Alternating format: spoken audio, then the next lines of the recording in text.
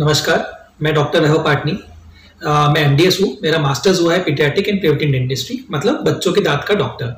मैं पिछले 10 साल से वर्धा में प्रैक्टिस कर रहा हूँ। 2013 में मैंने क्लिनिक ज्वाइन किया था और हमारा जो क्लिनिक है पार्टी डेंटल क्लिनिक, अभी उसको 25 साल हो गया है, जो 1998 में मेरे पिताजी डॉक्टर विनोद मदन लाल पाटनी ने इस्टेब्लिश किया था। नमस्कार, मैं डॉक्टर वैभव पाटनी। मैंने अपना बीडीएस उदयपुर राजस्थान से किया है और मैं पिछले 10 साल से क्लिनिकल प्रैक्टिस में हूँ। मेरा खुद का प्राइवेट सेटअप है एंड मेरा स्पेशलाइजेशन बेसिकली एस्थेटिक डेंटिस्ट्री में है। कुछ लोगों को होता है कि मैम अच्छे नहीं दिख रहे हैं, पीले हैं या टूट गए हैं, ट्रॉमा में जिनका दांत हल्का सा चिप ऑफ हो जाता है, तो मेरा स्पेशलाइजेशन उसमें है। बाकी जनरली सारे ट्रीटमेंट्स हम करते हैं यहाँ पर। जी सर, आप मुझे बताइए, दांतों में जो तकलीफें होती है, दांतों में होने वाले जो विकार है, जो रोग है, कौन कौन से तरह के विकार दांतों में प्रमुख तौर पर हुआ करते हैं? देखिए, सबसे पहले तो होता है कीड़ लगना।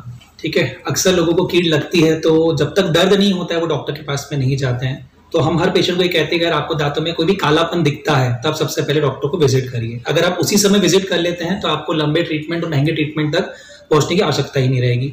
उसके अलावा रहते हैं मसूड़े की चीज़। अगर हम हड्डी की बात करें तो दांत हड्डी में जड़े हुए हैं। ठीक है, अगर हड्डी कमजोर हो गई तो आपके दांत भी कमजोर हो जाएंगे। तो दूसरा एक होता है हड्डी, जिसके पीरियोडिक दांत की सफाई करना, स्केलिंग करना, वो बहुत अनिवार्य होता है। उसके बाद में कई चीजें ऐसी होती है, जैसे आजकल लोगों को, खासकर हम महाराष्ट्र में अगर हम बात करें तो विदर्भ तो कैपिटल है कैंसर का, जहाँ पे सबसे ज्यादा गुटखा, पान, सुपारी, तंबाकू ऐसे खुलेआम बिकता है। तो कैंसर, या जिसको हम कहते हैं ओरल कैंसर, जो हमको अक्सर पेशेंट्स में देखने को यहाँ पे मिल जाता है। तो अब ज्यादातर अगर हम देखें तो मेरे यहाँ जो ज्यादातर पेशेंट्स आते हैं वो या तो डेंटल केरीज, जिनको दांतों में दर्द होता है, वो लेके आते हैं, सूजन लेके आते हैं, या फिर पूरा मसूड़े उनके खराब हुए रहते हैं वो आते हैं, या फिर वो कैंसर जो कहीं उनका इलाज नहीं होता या कभी डायग्नोसिस नहीं होता है तो उस डायग्नोसिस के हिसाब से हमारे पास में आते हैं।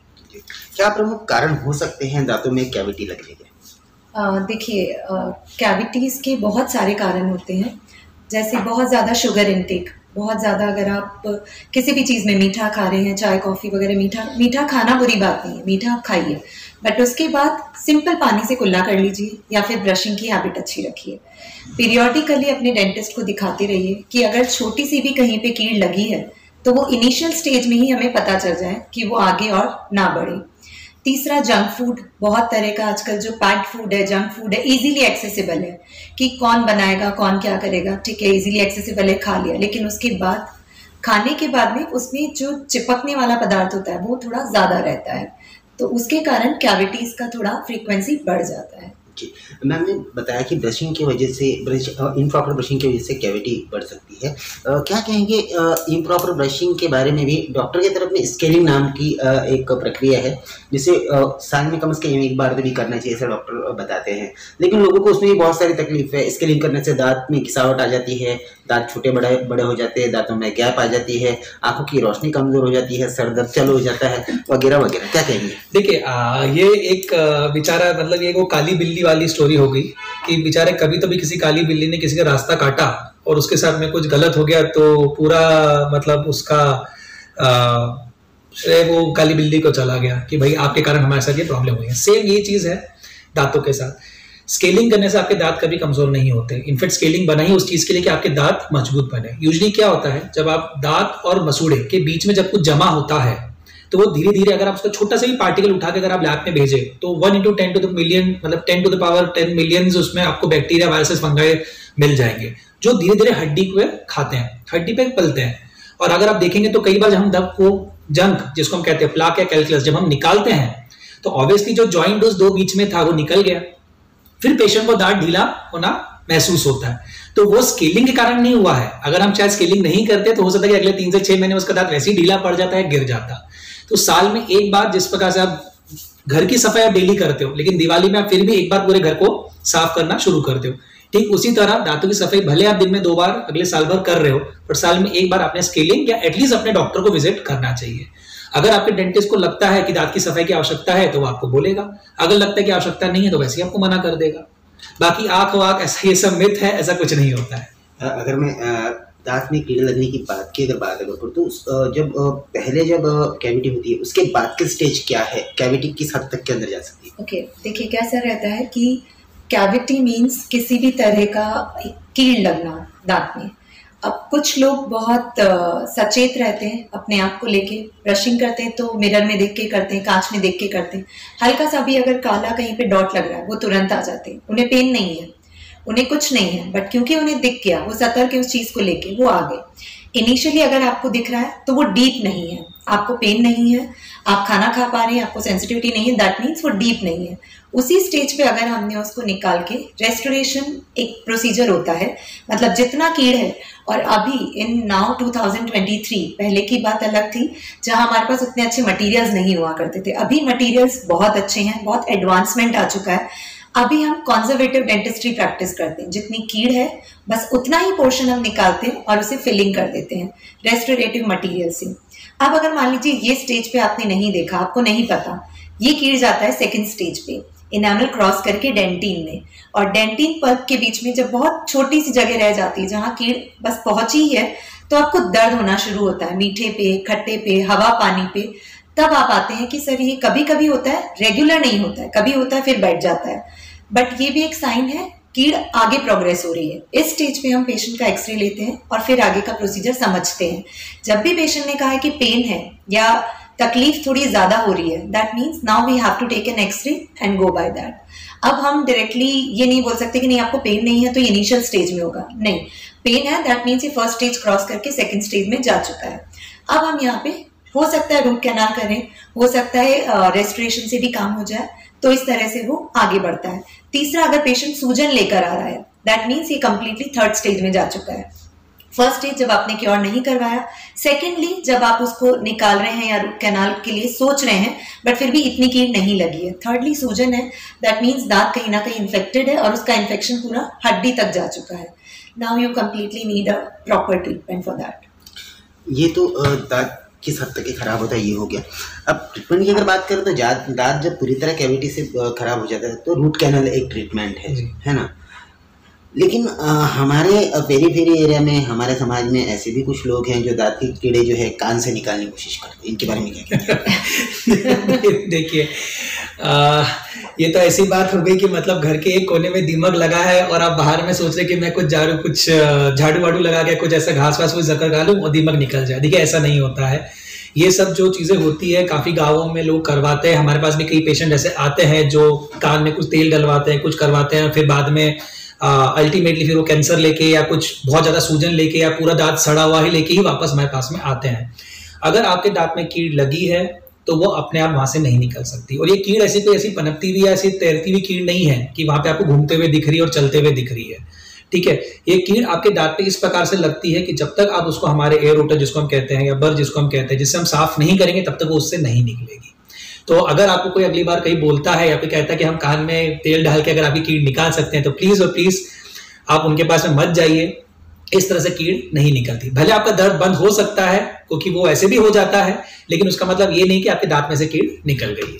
रूट कैनल ट्रीटमेंट की अगर बात करें तो पहले जो ओल्ड रूट कैनल जो हुआ करता था उसमें और अभी मॉडर्न डेंटिस्ट्री में जो रूट कैनल है, इसमें क्या एक बहुत ज्यादा डिफरेंस आया है? जैसे कि मैंने पहले बताया कि अभी मटेरियल ही कंप्लीटली चेंज हो गए। पहले एक रूट कैनाल करने में जो हमने पढ़ा है, जो बुक्स में हमने पढ़ा है, जो पुरानी डेंटिस्ट्री चली आ रही है, एक रूट कैनाल में 21 दिन लगते थे। आपको 3-3, 4-4, 5-5 दिन के सिटिंग में आना पड़ता था। आप इनिशियली दांत को ओपन करते थे, ओपन भी बहुत ज्यादा करते थे। अब जितना कीड़ है हम उतना ही ओपन करते हैं कंजर्वेटिव डेंटिस्ट्री में। पहले क्योंकि मटेरियल ही नहीं होल्ड होता था, उस मटेरियल को होल्ड होने के लिए उतना बड़ा जगह चाहिए था, तो पहले दांत बहुत ज्यादा खोला जाता था, अब उतना नहीं होता है।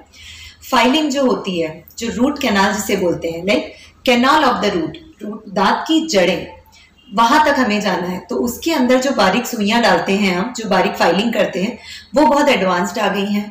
अब हम माइक्रोस्कोप यूज कर सकते हैं, लूप्स यूज कर सकते हैं, जिससे हम बहुत 10x जूम तक मैग्निफिकेशन कर सकते हैं। पहले वो सब कुछ नहीं था। नेकेड आई से आप देख रहे हैं, आप बस अपनी आंख से अनुमान लगा रहे हैं जो आपने पढ़ा है कि हाँ यहाँ कैनाल है, ये इतनी डीप है, दैट्स इट, आप उसमें करते थे। नो डाउट पहले भी होता था, अब भी होता है, अब काफी एडवांस्ड है, आप उसे देख पा रहे हैं, पूरा इतना जूम कर लिया है आपने उस चीज को, आप कंप्लीट अंदर तक फाइलिंग कर पा रही हैं। अब मटेरियल इतने एडवांस हो गए कि हम कैनाल के अंदर भी पुश कर पा रहे हैं कि हाँ हमें एंटीबायोटिक अगर पुश करना है, कुछ करना है, तो हम कैनाल तक दे पा रहे हैं।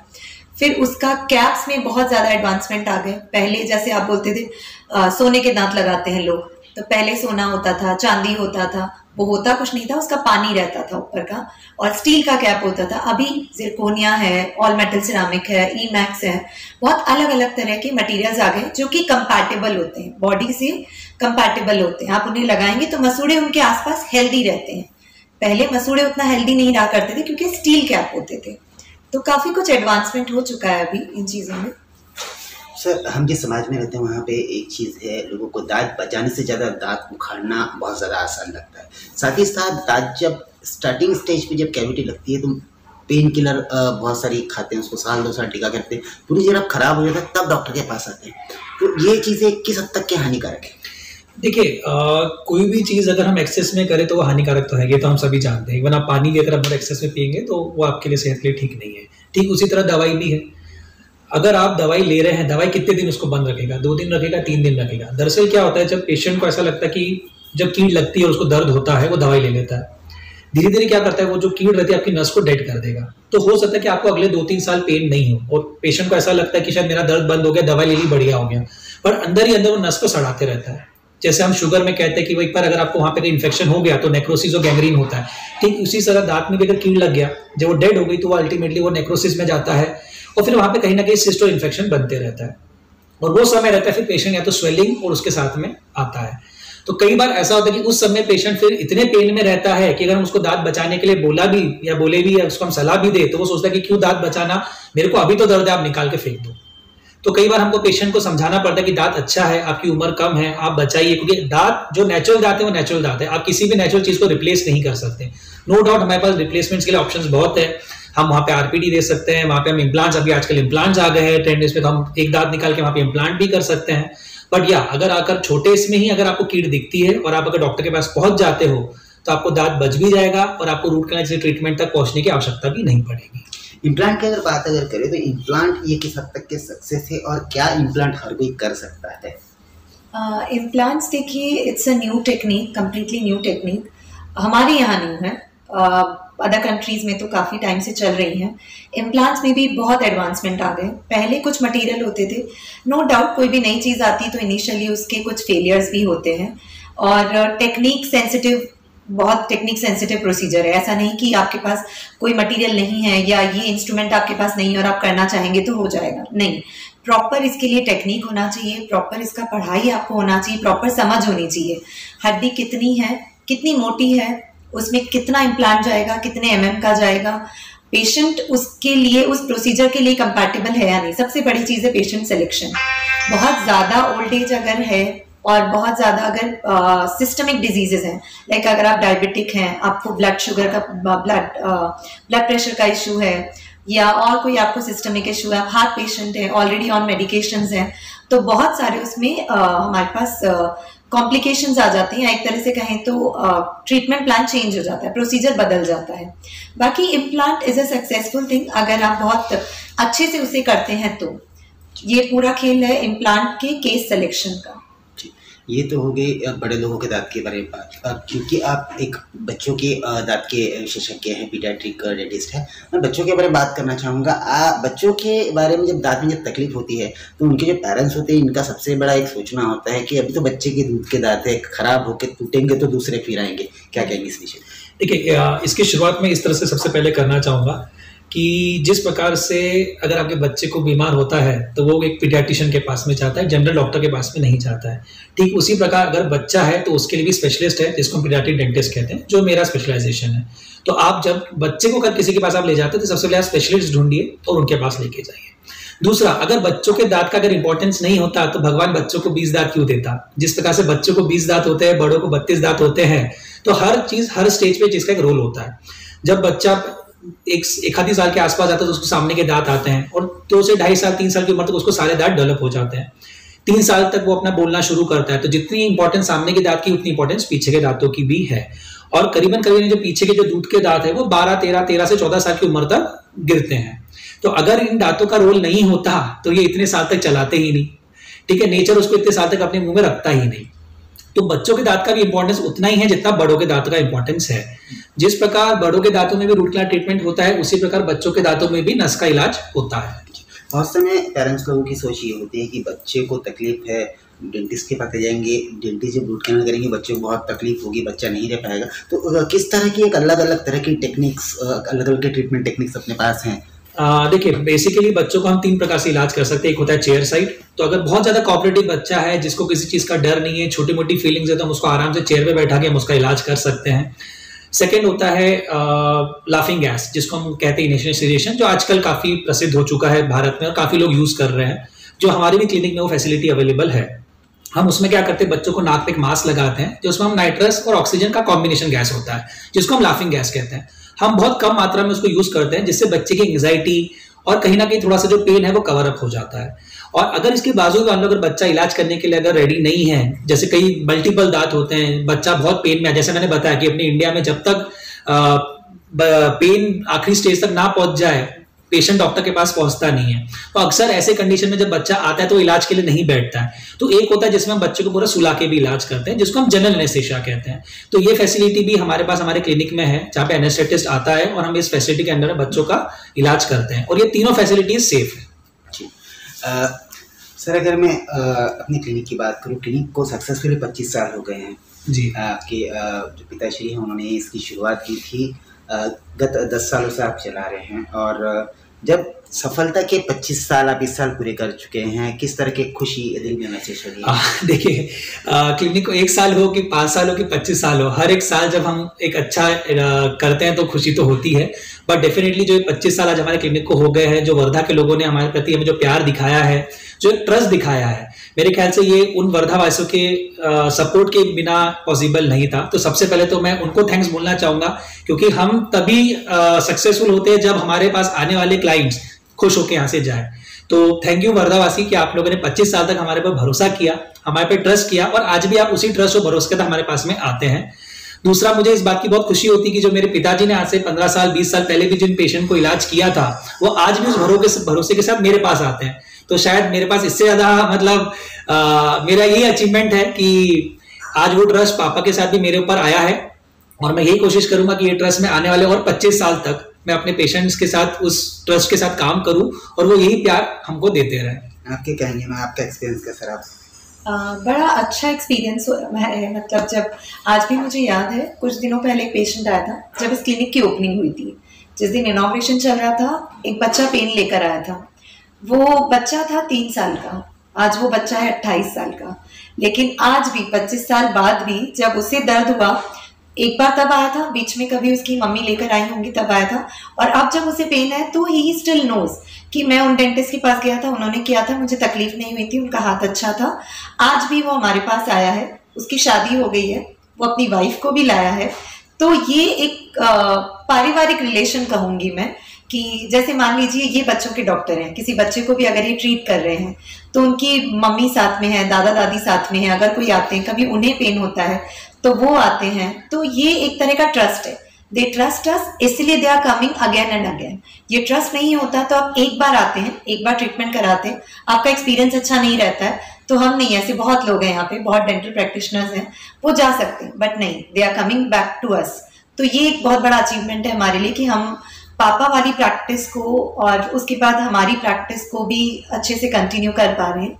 यही हमारे लिए एक अचीवमेंट है। जी सर, 25 साल पूरे हो चुके हैं, साथ ही साथ वर्धा जिले के साथ साथ पूरे विदर्भ में एक ओरल कैंसर का एक बहुत बड़ा प्रमाण बढ़ रहा है। ओरल सबम्यूकस फाइब्रोसिस जो है, इसके अनगिनत पेशेंट आप आए दिन देखते हैं। तो 25 साल पूरे होने के बाद अभी आगे आपकी किस तरह से एक दौड़ रहेगी, किस तरह से आपका एक सहभाग रहेगा इस अपने एरिया को, अपने विदर्भ को कैंसर फ्री करने का? देखिए, डेफिनेटली आज जैसे सोशल मीडिया, आजकल इंस्टाग्राम आ गया है, फेसबुक हो गया है, सोशल मीडिया आ गया है, न्यूज़ है, तो काफ़ी जगह पे आजकल कैंसर को अभी इम्पोर्टेंस मिलने लगा है, जो आज से शायद 25 साल पहले नहीं मिलता था। रेडियो है, तो कई कई जगह पे जो ये इंफॉर्मेशन है कि कैंसर क्यों होता है, क्या होता है, अवेयरनेस है वो फैल रही है। बट डेफिनेटली आज भी हमने देखा है कि बहुत सारे ऐसे छोटे छोटे बच्चे हैं जो 15 साल 16 साल 17 साल की उम्र के होते हैं, जो पान गुटखा सुपारी तंबाकू खाना शुरू कर देते हैं। तो मेरा तो बस उन सबसे यही रहेगा कि देखिए, पान गुटखा तंबाकू खाने से आपको कोई फायदा तो होने नहीं वाला है, तो अगर आप छोड़ सकते हैं तो छोड़िए, और इससे बेहतर जिंदगी आपको जीने के लिए भी है, और उस जिंदगी को आप मिली है, अब उसका सही तरीके से उपयोग करिए। हमारे पास जब पेशेंट आता है तो हम लोग कई बार घुमा के बात नहीं करते हैं, और मैं उस बारे में तो बहुत ब्लंट टू स्ट्रेट फॉरवर्ड हूँ कि जब कोई पेशेंट आता है तो मैं उनको सीधा सीधा कह देता हूँ कि नहीं, आपको ये कर्क रोग है या इस स्टेज पे जा चुका है और आपको इसकी इलाज की आवश्यकता है। डेफिनेटली प्राइवेट में बहुत सारे पेशेंट अफोर्ड नहीं कर पाते हैं, तो हम हमारी तरफ से उनको इवन जो इंस्टीट्यूशन में भेजते हैं, जैसे यहाँ पे सावंगी है, सेवाग्राम है, हम जहाँ भी उनको भेजते हैं तो हम उनको वहाँ पे पूरा सपोर्ट देते हैं डॉक्टर से बात करके कि उनको कहीं प्रॉब्लम ना जाए, और उसके बावजूद भी अगर उनको कुछ पोस्ट ऑप भी अगर उनको कुछ हमारी तरफ से हेल्प लगती है तो हम उनको पूरा हेल्प और केयर प्रोवाइड करते हैं। बट या कैंसर एक ऐसी चीज है जिसके लिए आज हम सबको मिलके लड़ना है। ये मैं अकेला इस फाइट को नहीं लड़ सकता, आप मैं हम सब अगर मिलके इस फाइट को अगर लड़ेंगे तो शायद हम आने वाले 5 साल में ही शायद हम कैंसर काफी हद तक हमारे वर्धा डिस्ट्रिक्ट से हम कम कर पाएंगे।